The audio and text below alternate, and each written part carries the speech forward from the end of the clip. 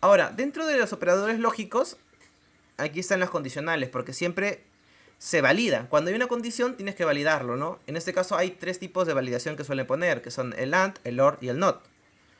Porque cuando ustedes han visto que dentro del if y else, ahí ponen condiciones y a veces ponen un y o ponen un or. Y el not, cómo se ejemplifica? Es un signo de exclamación que se pone antes de la variable. Estos son como las tablas de verdad que se utilizan en razonamiento lógico en las clases que han tenido. O sea, no hay reglas precisas en un pseudocódigos. Sí, hay reglas precisas para el modelo de pseudocódigo que se tiene. Pero la idea es que tenga el texto. Por ejemplo, en PCInt tú tienes que poner leer para ingresar una variable. O puedes poner y cosas. O sea, hay un modelo establecido para la herramienta que utilices. Álgebra de Boolean. Claro, aquí por ejemplo, si el valor, esto de aquí, aunque no lo crean, esto se utiliza en programación.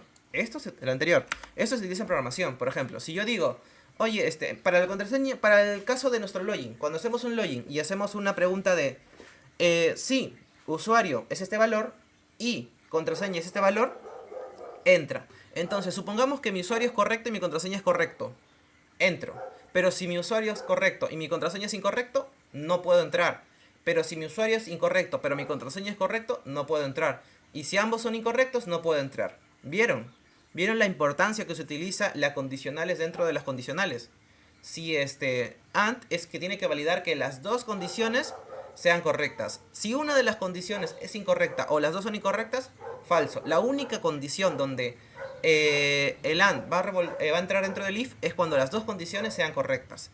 Ahora, ¿qué pasaría si pongo OR? Si pongo OR es diferente. Solamente la única condición en la que no entraría es cuando las dos sean falsas. Porque, por ejemplo, si yo pongo mi condición, ya no es un login.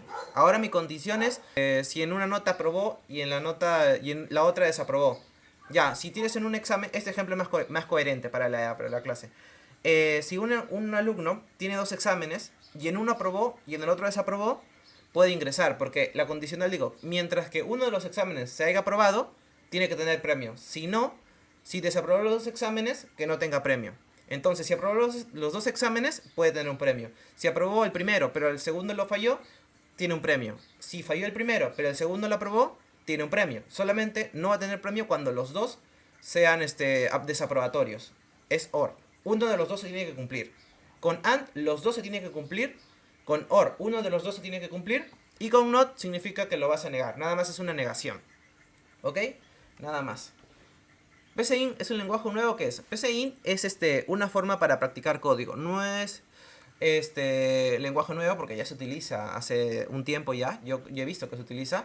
Es más, hoy día vamos a utilizar PCInt. Ya tengo el PCInt aquí para hacer pruebas. Pero vamos a hacerlo más adelante. Muy bien, continuemos. Ahora, diseños de algoritmos. Los